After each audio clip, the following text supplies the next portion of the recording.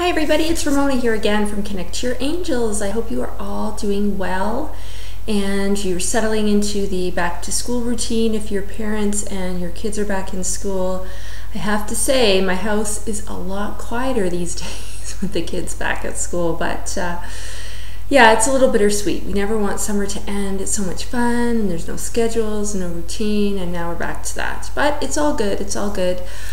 Before I get to this week's reading, I just wanted to give you a quick reminder about my International Angel Day workshop. There are still a few more spots left. It will be taking place September 21st in Edmonton, Alberta, and the information is on my website. I'll put that up at the end of the video. So if you're interested in joining us for a fantastic afternoon to learn all about how to work with your angels and the archangels and to find out your own guardian angels' names and all kinds of stuff, then definitely you'll want to check into the details for that. So, and again, it is September 21st, so it's coming up.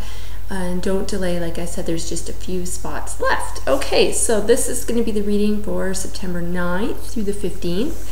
And I'm working with a really big double deck this week. I have put together the Healing with the Angels cards, and the Archangel deck. So here we go. They're all kind of mixed in. As you can see, it's a little unwieldy, but we'll get through it. So we'll go ahead and shuffle away as we always do, and we'll see what comes up for this week. All right, so pick that one for Monday, Tuesday. That one for the middle of the week. I don't want to influence what I'm drawing, so I'm closing my eyes. So I don't want to pick one deck over the other. And this one, well, so much for putting two decks together. We got all Archangel cards, so that's okay. Ooh, nice, Monday. Prosperity, there it is. Cornucopia, see all that good stuff in there?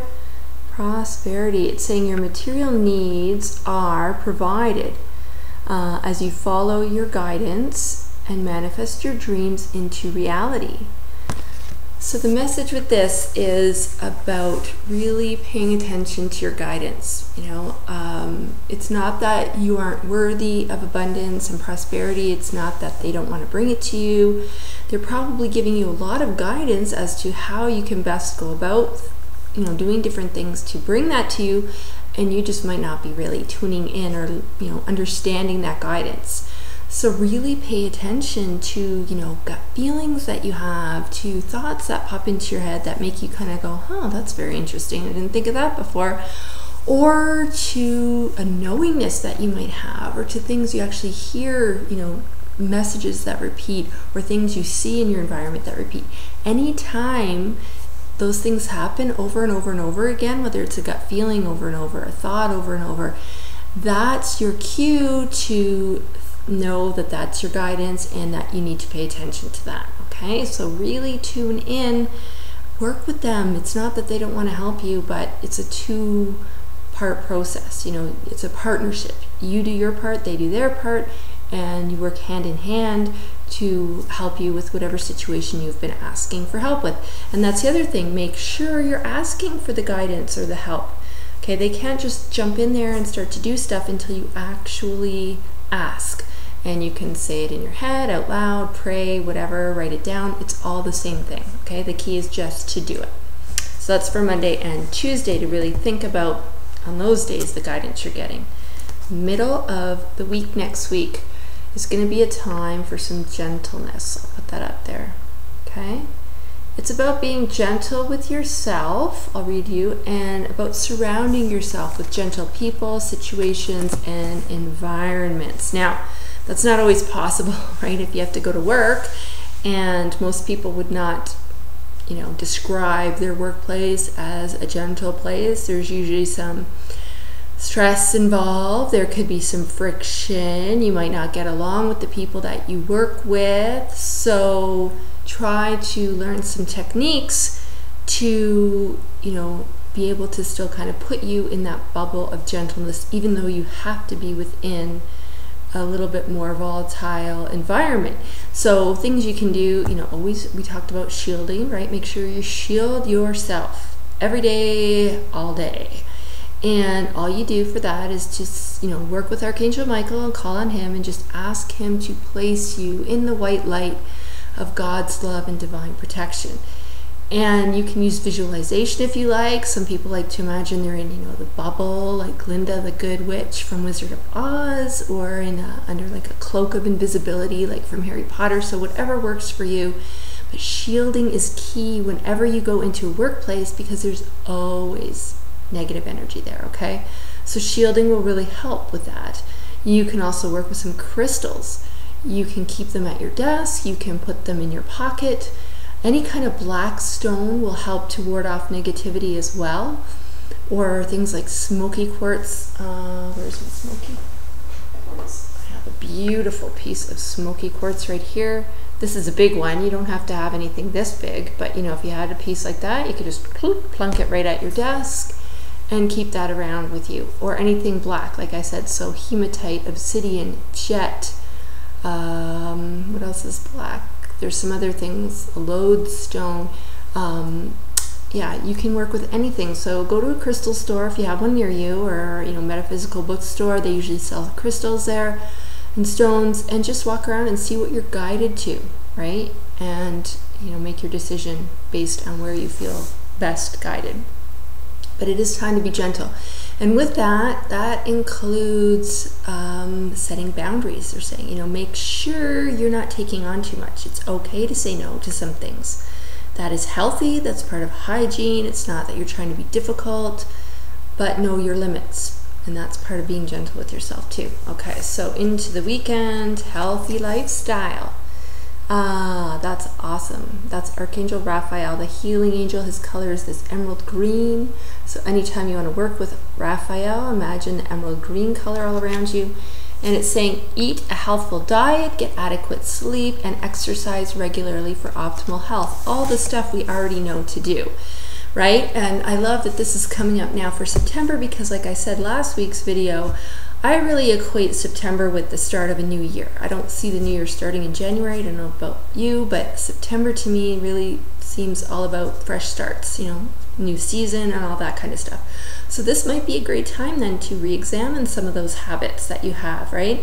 And if you are, getting into a new routine because the kids are back in school, you're probably tired, you're having to get up earlier than you might have been doing in the summer. So you're going to have to really be taking a concerted effort to go to bed at an earlier bedtime for yourself, not just for the kids, right? Sleep is really, really important. So make sure you're getting enough sleep.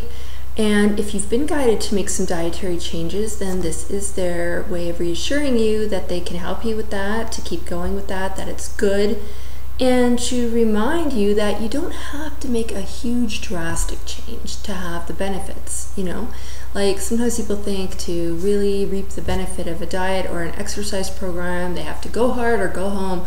And they're saying you don't have to do that. You can make small changes that can still have a big benefit. So don't beat yourself up if you can't stick to some huge goal that you've set for yourself. It's not really realistic to think all of a sudden you're going to get your gym membership and go 6 days a week, right? Or work out, an hour a day. It's not realistic. So you're not going to do it, then you won't do it, then you'll feel bad about it, and then you'll get into this whole spiral. You don't want to do that, right?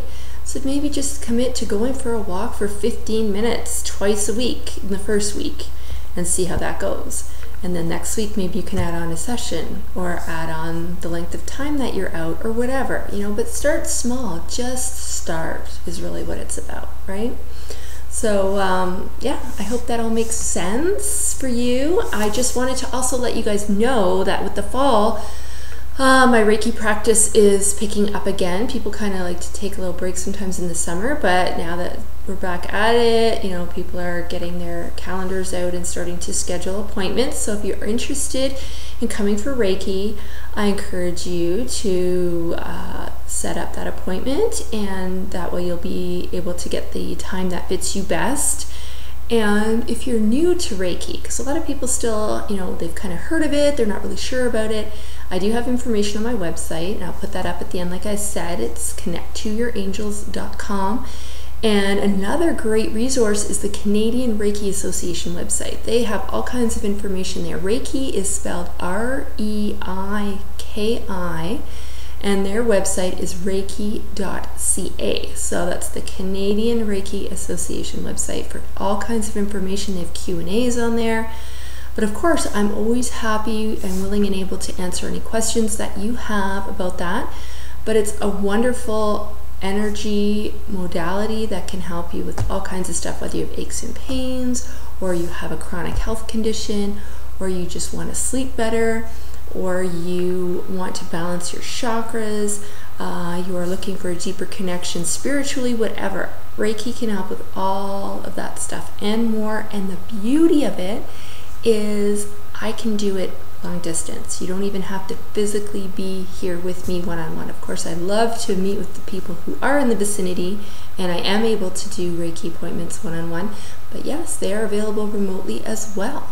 So be sure to check out my website. So here it is again. Connect to Your Angels. There we go. That's it. And I also have a Facebook page, which is the same name. So you can join me on Facebook. We have a lot of fun on there. And I put information there on the events that I'm doing and all kinds of stuff. So be sure to check that out. And if you would like to get in touch with me and ask me any personal, stuff more personal to you and your situation, there's my email, spiritualmailman@connecttoyourangels.com. So have a great week, everybody, and I will see you all here again next week. Thanks.